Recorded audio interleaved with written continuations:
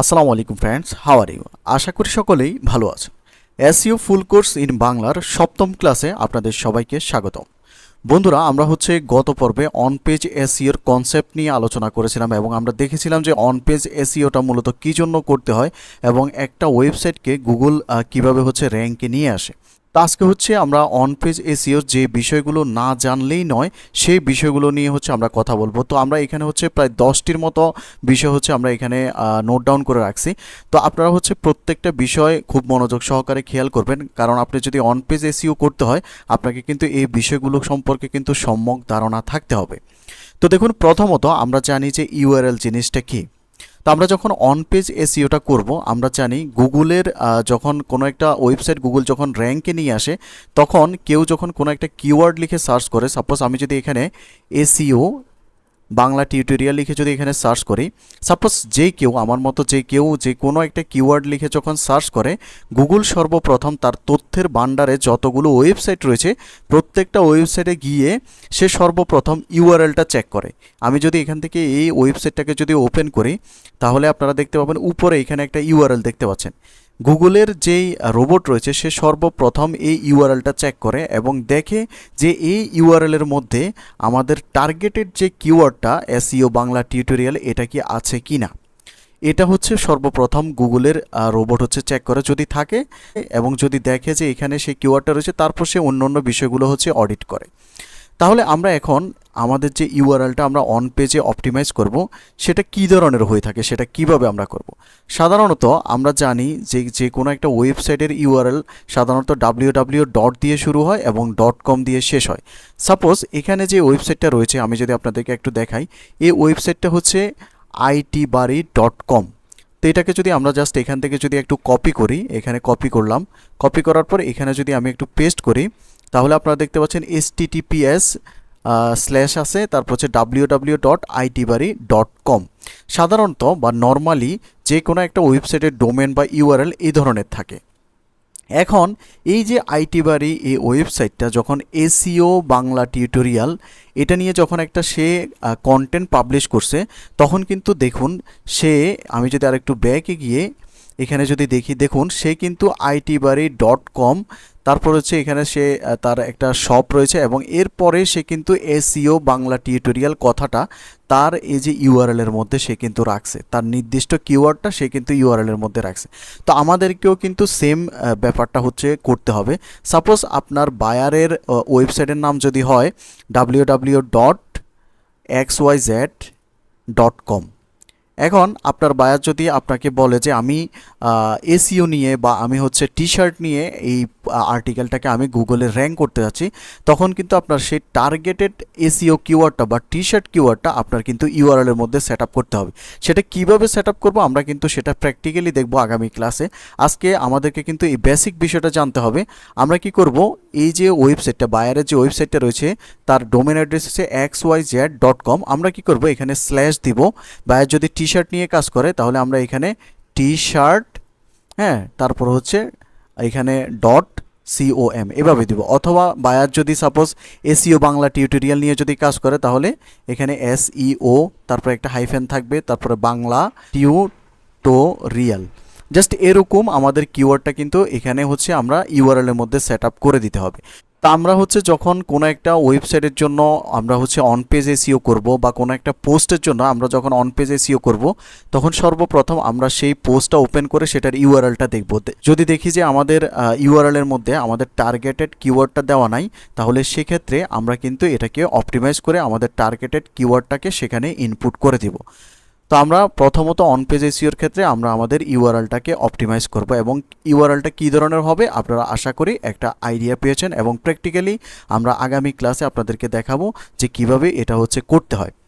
তারপর 2 নম্বর যে বিষয়টা রয়েছে সেটা টাইটেল লেন্থ। দেখুন, আমরা যখন কোনো একটা আর্টিকেলের জন্য আমরা অপটিমাইজেশন করব বা অন পেজ এসইও করব, তখন সেই আর্টিকেলটার দ্বিতীয় যে বিষয়টা আমরা অপটিমাইজ করব সেটা টাইটেল। কারণ আমরা জানি গুগলের রোবট সর্বপ্রথম যে কোনো একটা কিওয়ার্ড লিখে সার্চ করলে গুগলের রোবট কি করে, ইউআরএলে সেই কিওয়ার্ডটা দেখে। দ্বিতীয় যে বিষয়টা দেখে সেটা হচ্ছে এটার যেই টাইটেল রয়েছে, আর্টিকেলের যে টাইটেল রয়েছে সেই বিষয়টা দেখে। আর্টিকেলের টাইটেলে কি এই কথাটা আছে কিনা বা এসইও কথাটা আছে কিনা সে এই বিষয়টা হচ্ছে দেখে। তো এখন এই জন্য এই টাইটেলটা অপটিমাইজ করাটা আমাদের জন্য কিন্তু অত্যন্ত গুরুত্বপূর্ণ। আমরা যখন কোনো একটা আর্টিকেলের অন পেজ এসইও করব বা ওয়েবসাইটের অন পেজ এসইও করব, তখন অবশ্যই আমাদের টার্গেটেড যে কিওয়ার্ডটা রয়েছে সেই টার্গেটেড কিওয়ার্ডটাকে আমরা টাইটেলের মধ্যে ইনপুট করব। এখন টাইটেলের মধ্যে ইনপুট করব এবং আরও কিছু কাজ কিন্তু আমাদেরকে করতে হবে, এবং সেগুলো হচ্ছে টাইটেলটাকে যত বেশি অ্যাট্রাকটিভ করা যায় এবং ন্যাচারাল রাখা যায় সেই বিষয়টা হচ্ছে আমরা খেয়াল রাখতে হবে। টাইটেলটা আমরা হচ্ছে অবশ্যই রিলিভেন্ট রাখতে হবে। আমরা যদি এসইও বাংলা টিউটোরিয়াল নিয়ে যদি আর্টিকেল পাবলিশ করি, সেখানে তো আমরা টি শার্ট রিলেটেড কথা লিখলে চলবে না। অবশ্যই আমাদেরকে কিন্তু আমাদের যেই আর্টিকেলটা আমরা লিখেছি বা যে আর্টিকেলটা আমরা র্যাঙ্ক করতে যাচ্ছি সেই আর্টিকেল রিলেটেড একটা অ্যাট্রাকটিভ টাইটেল আমাদেরকে লিখতে হবে, যাতে করে মানুষ ওই আর্টিকেলটা পড়ে আমাদের ওই ওয়েবসাইটে ক্লিক করে যাতে আমাদের ওয়েবসাইটটা ভিজিট করে, এরকম একটা অ্যাট্রাকটিভ টাইটেল লিখতে হবে। এখন অ্যাট্রাকটিভ টাইটেল লিখতে গিয়ে আমরা অনেক সময় অনেক বড় টাইটেল লেন্থ দিয়ে দিই, অনেক বড়োভাবে টাইটেলটা আমরা লিখে ফেলি। তো যখন বড় টাইটেলগুলো আমরা লিখে ফেলি তখন কিন্তু একটু সমস্যা হয়। আমাদেরকে চেষ্টা করতে হবে যখন আমরা টাইটেলটা লিখব সেই টাইটেলটা 50 অক্ষরের কম যাতে হয়। এখন 50 অক্ষর কেন হতে হবে? সাপোজ আমি এখানে আর একটু ব্যাকে আসি। ব্যাকে আসার পর দেখুন আমি এখানে এসইও বাংলা টিউটোরিয়াল লিখে সার্চ করলাম। সার্চ করার পর এখানে আমরা এই যে টাইটেলগুলো দেখতে পাচ্ছি, এই যে টাইটেলগুলো দেখতে পাচ্ছি, দেখুন এগুলো কিন্তু প্রত্যেকটা এক একটা টাইটেল। আপনি দেখেন কিছু কিছু টাইটেল এরকম ডট ডট ডট ডট লেখা আসছে, আবার কিছু কিছু টাইটেল পুরোটা দেখা যাচ্ছে। আপনি যখন 50 অক্ষরের বেশি এখানে হচ্ছে টাইটেলে রাখবেন, তখন আপনার পুরো টাইটেলটা কিন্তু মানুষজন এখান থেকে পড়তে পারবে না। তাকে এটা পড়তে হলে ভিতরে ক্লিক করে পড়তে হবে। তো দেখা গেছে অনেকেই ভিতরে গিয়ে টাইটেল পড়ার মতো এত টাইম থাকে না, তারা ওভারভিউতে জাস্ট এখান থেকে পুরো টাইটেলটা পড়ে নিতে চায়। এখন আপনি যদি এখানে একটু কাউন্ট করেন, দেখুন SEO 3টা অক্ষর, তারপর স্পেস এটা 4টা অক্ষর, তারপর 5 6 7 8 9 10 11 12 13 14 15 16 17 18 19 20 21 22 23 24 25 26 27 28 29 30 31 32 33 34 35 36 37 38 39 40 41 42 43 44 45 46। এখানে এই যে হাইফেন স্পেস সবগুলো সহ এখানে হচ্ছে 44টা মেবি 44টার মতো হচ্ছে অক্ষর রয়েছে। এখন এটা যদি 50-এর উপরে হয় তাহলে কিন্তু পুরো টাইটেলটা দেখা যাবে না, ডট ডট ডট এরকম আসবে। তো আমাদেরকে চেষ্টা করতে হবে আমরা যে টাইটেলটা অ্যাট্রাকটিভ করে লিখব, এবং টাইটেলে আমাদের কিওয়ার্ডটা তো অবশ্যই থাকবে, কিন্তু টাইটেলটা 50 অক্ষরের যাতে কম হয়। অক্ষর মানে কিন্তু একটা ওয়ার্ড, যেমন সি একটা অক্ষর, ভি একটা অক্ষর, এরকম এক একটা অক্ষর করে যাতে 50টা অক্ষরের বেশি যাতে আমাদের টাইটেলে না হয়, এই বিষয়টা হচ্ছে আমাদেরকে খেয়াল রাখতে হবে। আশা করি আপনারা বুঝতে পারছেন যখন আমরা টাইটেলটা অপটিমাইজ করব টাইটেলের লেন্থটা কেমন হবে এবং টাইটেলটা কেমন হবে। তারপর 3 নম্বরে আমরা যে বিষয়টা দেখব সেটা হচ্ছে কন্টেন্ট লেন্থ। আমরা যখন কোনো একটা কন্টেন্ট বায়ার আমাদেরকে দিয়ে দিবে বা আমাদেরকে দিয়ে লেখাবে, সেই কন্টেন্টের লেন্থটা কতটুকু হবে, এগুলো কিন্তু একটা ওয়েবসাইট র্যাঙ্ক করার জন্য এই বিষয়গুলো কিন্তু অত্যন্ত গুরুত্বপূর্ণ। এখানে কন্টেন্টের লেন্থের উপরেও কিন্তু অনেক কিছু ডিপেন্ড করে। সাপোজ এখানে আমি এসইও বাংলা টিউটোরিয়াল লিখে হচ্ছে সার্চ করলাম। এখন এই এসইও বাংলা টিউটোরিয়াল নিয়ে যারা অলরেডি টপ হচ্ছে গুগলের টপে রয়েছে তাদেরকে আমাদেরকে একটু রিসার্চ করতে হবে। আমরা কি করব, এই যে 3টা উপরের দিক থেকে 3টা বা 5টা আমরা হচ্ছে ওনাদেরকে একটু ভিজিট করব। ভিজিট করে দেখব যে ওনারা কত ওয়ার্ডের আর্টিকেল লিখছে। ওনারা যদি 1000, সাপোজ উনি যদি 1000 ওয়ার্ডের লেখে, উনি যদি সাপোজ 900 ওয়ার্ডের লেখে, আবার উনি যদি 3 নাম্বার যে রয়েছে উনি যদি আবার 1200 ওয়ার্ডের লেখে, তাহলে আমরা আমাদের বায়ারকে সাজেস্ট করব যে আপনি হচ্ছে 1500 ওয়ার্ডের মধ্যে একটা আর্টিকেল লেখেন। মানে হচ্ছে আপনার যারা কম্পিটিটর রয়েছে এই কম্পিটিটররা যে পরিমাণ ইনফরমেশন দিয়েছে, তারা যদি 800 ওয়ার্ডের দেয় তাহলে আপনি আপনার বায়ারকে বলবেন যে তুমি 1000 ওয়ার্ডের একটা আর্টিকেল লিখে দাও। তারা যদি সর্বোচ্চ দেখেন যে 1000 ওয়ার্ডের লিখছে, তখন আপনি আপনার বায়ারকে বলবেন যে তুমি 1500 ওয়ার্ডের মধ্যে একটা আর্টিকেল লেখাও ভালোভাবে এসইও ফ্রেন্ডলি করে। যেহেতু আমরা এসইওর কাজ করব, আমরা তো আর আর্টিকেল রাইটিং করব না। আপনারা চাইলে করতে পারেন, যারা আর্টিকেল রাইটিং ভালো করতে পারেন তারা চাইলে করতে পারেন, কিন্তু বেশিরভাগ ক্ষেত্রে এখন বিভিন্ন টুলস ইউজ করেই বায়াররা হচ্ছে আর্টিকেলগুলো লিখিয়ে নেয়। তো বায়ার তখন আপনার থেকে সাজেশন চাইবে যে আমি যে তোমাকে আর্টিকেলটা দিব, এই আর্টিকেলটা কত ওয়ার্ডের হলে ভালো হয় আমাকে একটু সাজেস্ট করো। অথবা অনেক সময় আপনি নিজে থেকেও বায়ারকে কিন্তু সাজেস্ট করতে হবে। আপনি যখন দেখবেন যে যারা টপ লিস্টে রয়েছে, তাদের আর্টিকেল হচ্ছে 800 ওয়ার্ডের, 1000 ওয়ার্ডের, 1500 ওয়ার্ডের, তখন আপনি তাদের থেকে একটু বাড়িয়ে বলবেন, তাদের থেকে একটু বাড়িয়ে দিলে আপনার এই আর্টিকেলটা র্যাঙ্কে আসার সম্ভাবনা কিন্তু অনেকটাই বেড়ে যাবে। তো আশা করি আপনারা বুঝতে পারছেন যে আমরা যখন অন পেজ এসইও করব তখন যেই আর্টিকেলটার জন্য করব সেই আর্টিকেলটার লেন্থ কেমন হবে। তারপর 4 নম্বরে আমরা যে বিষয়টা নিয়ে কথা বলবো সেটা হচ্ছে হেডিং অপটিমাইজেশন। দেখুন প্রত্যেকটা আর্টিকেলেই কিন্তু এক একটা হেডিং থাকে।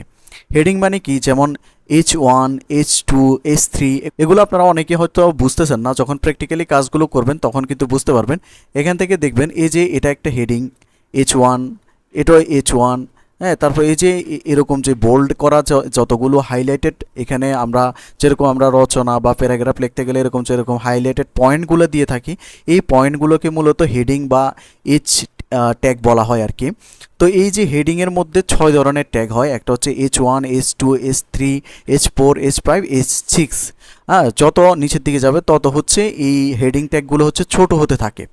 তো এখন এই হেডিং ট্যাগগুলো আমরা আমাদের আর্টিকেলে কিভাবে অপটিমাইজ করব? আমরা যেহেতু অন পেজ অপটিমাইজেশন করব, আমাদেরকে কিন্তু সবগুলো বিষয় কিন্তু অপটিমাইজ করতে হবে।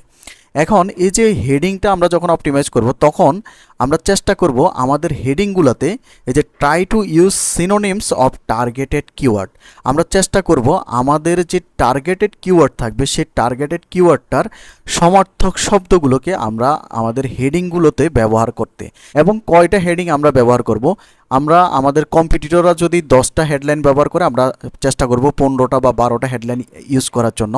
আমরা সব সময় আমাদের কম্পিটিটরদের থেকে কিছু না কিছু ইনফরমেশন বেশি দেওয়ার চেষ্টা করব, এবং সবগুলো হেডলাইনের মধ্যেই আমরা চেষ্টা করব আমাদের টার্গেটেড যে কিওয়ার্ড রয়েছে সেই টার্গেটেড কিওয়ার্ডের সিনোনিম শব্দগুলো হচ্ছে ব্যবহার করার জন্য। আশা করি আপনারা হচ্ছে বুঝতে পারছেন। আমরা যখন প্র্যাকটিক্যালি কাজগুলো করব তখন আরও ক্লিয়ারলি আপনারা হচ্ছে দেখতে পারবেন। তারপর হচ্ছে নাম্বার অফ ইমেজ। আমরা যখন এখানে হচ্ছে আর্টিকেলগুলো ওপেন করি, এই আর্টিকেলগুলোর মাঝে মাঝে আমরা কিন্তু ইমেজ কন্টেন্ট দেখতে পারি। আমরা জানি যে কন্টেন্ট কি, যেমন এটা একটা ইমেজ কন্টেন্ট। এরকম আমরা হচ্ছে আমাদের কম্পিটিটরদের অর্থাৎ গুগলে যারা টপে রয়েছে এরকম 4-5টা আর্টিকেল আমরা পড়ার পর দেখব যে তারা কয়টা করে ইমেজ তাদের এই আর্টিকেলটাতে ইউজ করছে। তারা যদি 2টা ইউজ করে আমরা চেষ্টা করব 4টা ইউজ করার জন্য, তারা যদি 5টা ইউজ করে আমরা চেষ্টা করব 6টা কি 7টা ইউজ করার জন্য। মানে তাদের থেকে আমরা হচ্ছে একটু বাড়িয়ে ইমেজ কন্টেন্টটা ইউজ করার চেষ্টা করব। আশা করি আপনারা বুঝতে পারছেন যে আমরা যখন অন পেজ অপটিমাইজেশন করব তখন ইমেজের সংখ্যাটা কেমন হবে বা ইমেজ কয়টা আমরা ইউজ করব। তারপর 6 নম্বরে যে বিষয়টা আমরা দেখব সেটা হচ্ছে পার্সেন্টেজ অফ কিওয়ার্ড। অর্থাৎ আমরা যে এখানে কন্টেন্টটা লিখব, এই কন্টেন্টে আমরা আমাদের টার্গেটেড কিওয়ার্ডটা কতবার ইউজ করব, এটা কিন্তু অত্যন্ত গুরুত্বপূর্ণ। আমরা অনেকেই কী করি, একদম মানে কন্টেন্টের মধ্যে আমরা শুধু আমাদের টার্গেটেড কিওয়ার্ডটা দিয়ে ভরে ফেলি। অনেকে 20 বার, 30 বার, 40 বার, 50 বার, যে যেভাবে পারে 1000 ওয়ার্ডের একটা আর্টিকেলে আমরা অনেকবার হচ্ছে এই কিওয়ার্ডটা হচ্ছে আমরা দিয়ে থাকি। এখন যখন আমরা এরকম করি বা আমাদের কিওয়ার্ডের ডেন্সিটিটা যখন বেড়ে যায় তখন গুগল ধরে নেয় যে আমরা গুগলকে ফোর্স করতেছি আমাদের এই ওয়েবসাইটটাকে র্যাঙ্ক করানোর জন্য। তখন কিন্তু গুগল আপনার ওই আর্টিকেলটা বা আপনার ওই ওয়েবসাইটটাকে আর কখনোই র্যাঙ্ক করায় না। এজন্য গুগলের একটা আদর্শ মান, এটা অনেকে অনেকভাবে বলে থাকে, অনেকের মতে অনেক রকম। তবে আমি যেটা বলি সেটা হচ্ছে আপনারা টোটাল যতগুলো ওয়ার্ড সেখানে লিখবেন, অর্থাৎ যত ওয়ার্ডের আর্টিকেল লিখবেন তত ওয়ার্ডের 0.5% আপনি আপনার টার্গেটেড কিওয়ার্ডটা আপনার আর্টিকেলে রাখতে পারবেন। সাপোজ আমরা যদি এসইও বাংলা টিউটোরিয়াল নিয়ে যদি একটা আর্টিকেল লিখি 1000 ওয়ার্ডের, তাহলে আমরা সেখানে এসইও বাংলা টিউটোরিয়াল হুবহু এই কথাটাকে আমরা কতবার রাখবো সেটা আমরা একটু ক্যালকুলেট করে আমি আপনাদেরকে দেখাই। এখান থেকে আমি ক্যালকুলেটরটা ওপেন করি। সাপোজ আমরা হচ্ছে 1000 ওয়ার্ডের একটা আর্টিকেল লিখতেছি। এখন আমি বলছি আপনাদেরকে 0.5% হচ্ছে আমাদের মেন টার্গেটেড কিওয়ার্ডটা আমরা রাখতে পারবো। সো তাহলে 1000-এর 0.5% আমরা বের করি। 1000 পূরণ 0.5 ডিভাইডেড বাই 100, তাহলে দেখুন 5 বার আমরা আমাদের এই টার্গেটেড কিওয়ার্ডটাকে আমরা লিখতে পারবো। এখন আপনার যদি 2000 ওয়ার্ড হয়, 2000 ওয়ার্ড হলে তাহলে সেই অনুযায়ী ক্যালকুলেশনে 10 বার আপনি ইউজ করতে পারবেন। যদি আরও বেশি হয় তাহলে সেই ক্যালকুলেশন অনুযায়ী আপনার হচ্ছে 0.5% পর্যন্ত আপনাদের একদম এক্স্যাক্ট টার্গেটেড কিওয়ার্ডটাকে আপনারা আপনাদের আর্টিকেলের মধ্যে রাখতে পারবেন। আশা করি আপনারা বুঝতে পারছেন। তারপর দেখুন সাথে আমরা যে বিষয়টা নিয়ে কথা বলবো সেটা হচ্ছে কন্টেন্ট শুড বি আপডেটেড। আমরা যে কন্টেন্টটা অপটিমাইজ করব, সাপোজ আপনার বায়ার একটা কন্টেন্ট পাবলিশ করছে ধরুন 2023 সালের, এখন সে 2024 সালে এসে আপনাকে বলতেছে তুমি আমার এই আর্টিকেলটাকে একটু অপটিমাইজ করে দাও, অন পেজ এসইও করে দাও। তখন আপনি গিয়ে দেখলেন যে ওনার তো 2023 সাল দেওয়া আছে, তো এখন তো 2024 সাল চলতেছে সাপোজ। তো আপনি কি করবেন, তখন আপনার এই হেডলাইনে বা যেখানে যেখানে 2023 সাল রয়েছে সেটাকে আপনি রিমুভ করে সেখানে আপনি 2024 সাল অর্থাৎ এটা সালটাকে আপডেট করে দেবেন। এরকম যেখানে যেখানে আপডেট করার প্রয়োজন পড়বে সেখানে সেখানে কিন্তু আপনি অপটিমাইজ করার সময় আপডেটগুলো কিন্তু করে দিতে হবে, এবং এই আপডেটের উপরও কিন্তু আপনার এই ওয়েবসাইটটা র্যাঙ্ক করবে কিনা এটা কিন্তু অনেকটাই ডিপেন্ড করে, এবং মানুষ আপনার ওয়েবসাইটটাতে বা আপনার টাইটেলটাতে ক্লিক করবে কিনা সেটাও কিন্তু ডিপেন্ড করে। কারণ সাপোজ কেউ একজন যদি মোবাইল প্রাইস বা শাওমি মোবাইল প্রাইস ইন 2023 এটা লিখে যদি সার্চ করে, এখন তার সামনে যদি 2022-এর রেজাল্ট আসে তাহলে সে কিন্তু ওই টাইটেলটার উপর ক্লিক নাও করতে পারে। ক্লিক না করবে মানে এক প্রকার কনফার্ম যে সে ওইখানে ক্লিক করবেই না। তো এই জন্য আপনার আর্টিকেলটা যদি গত বছরের বা বিগত কয়েক বছর হয় তাহলে আপনি আপডেটেড যে সাল রয়েছে সেই সালটা আপডেট করতে হবে। তারপর 8 নম্বরে আমরা যে বিষয়টা নিয়ে কথা বলবো সেটা হচ্ছে সিঙ্গেল কিওয়ার্ড বেস কন্টেন্ট। আপনি যখন কন্টেন্টের অন পেজ এসইও করবেন বা কোনো একটা ওয়েবসাইটের অন পেজ এসইও করবেন, আপনি দেখে নেবেন যে এই কিওয়ার্ড নিয়ে আগে আপনার এই ওয়েবসাইটে কোনো প্রকার কন্টেন্ট পাবলিশ করা হয়েছে কিনা। যদি হয়ে থাকে তাহলে হয় আগেরটা ডিলিট করবেন, না হলে নতুনটা লেখার দরকার নেই। কারণ একটা সেম কিওয়ার্ড নিয়ে আপনি হচ্ছে 2-3টা আর্টিকেল কিন্তু আপলোড করা বা 2-3টা আর্টিকেল আপনি যদি পাবলিশ করেন সেটা কিন্তু গুগল পছন্দ করে না, এবং গুগল আপনার কোনো আর্টিকেলেই র্যাঙ্কে কিন্তু নিয়ে আসবে না। তো এই ক্ষেত্রে আপনারা চেষ্টা করবেন একটা সিঙ্গেল কিওয়ার্ড দিয়ে একটা সিঙ্গেল আর্টিকেল পাবলিশ করার জন্য, এবং একের অধিক হচ্ছে আপনারা সেম কিওয়ার্ড দিয়ে আর্টিকেল পাবলিশ না করার চেষ্টা করবেন। তারপর 9 নম্বরের যে বিষয়টা নিয়ে আমরা কথা বলবো সেটা হচ্ছে নাম্বার অফ ভিডিও কন্টেন্ট। এখন এই যে আমরা এখানে কন্টেন্ট তো আমরা চিনি, আমরা গত পর্বে কন্টেন্ট নিয়ে কথা বলছি, যেমন এই লেখাগুলো হচ্ছে টেক্সট কন্টেন্ট, ইমেজগুলো হচ্ছে ইমেজ কন্টেন্ট, এবং এখানে যদি ভিডিও থাকে তাহলে সেটা হচ্ছে ভিডিও কন্টেন্ট। এখন এই ভিডিও কন্টেন্ট আপনি আপনার আর্টিকেলের মধ্যে কয়বার ইউজ করবেন বা কয়টা ভিডিও কন্টেন্ট আপনি ইউজ করবেন সেটা ডিপেন্ড করবে আপনার যারা কম্পিটিটর রয়েছে, অর্থাৎ যারা গুগলে অলরেডি টপ 5-এর মধ্যে রয়েছে তারা কয়টা ইউজ করছে সর্বোচ্চ, সেটা হচ্ছে আপনাকে ফলো করতে হবে। তারা যদি 3টা ইউজ করে আপনি চেষ্টা করবেন 4টা ইউজ করার জন্য, তারা যদি 4টা ইউজ করে আপনি চেষ্টা করবেন 5টা ইউজ করার জন্য, অর্থাৎ তাদের থেকে আপনার কিছুটা হলেও বেশি পরিমাণে ইনফরমেশন আপনাকে কিন্তু অ্যাড করতে হবে। তারপর 10 নম্বরে আমরা যে বিষয়টা নিয়ে কথা বলবো সেটা হচ্ছে number of internal or external link. অর্থাৎ আমরা আমাদের যে আর্টিকেলটা লিখবো সেখানে তো অবশ্যই আমরা ইন্টারনাল লিঙ্ক অ্যাড করব, এক্সটার্নাল লিঙ্ক অ্যাড করব, এবং ইন্টারনাল এবং এক্সটার্নাল লিঙ্কগুলো কি এগুলো আপনারা জানেন।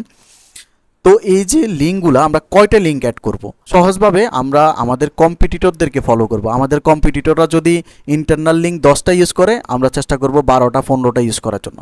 আমাদের কম্পিটিটররা যদি এক্সটার্নাল লিঙ্ক 3টা ইউজ করে আমরা চেষ্টা করব 5টা ইউজ করার জন্য।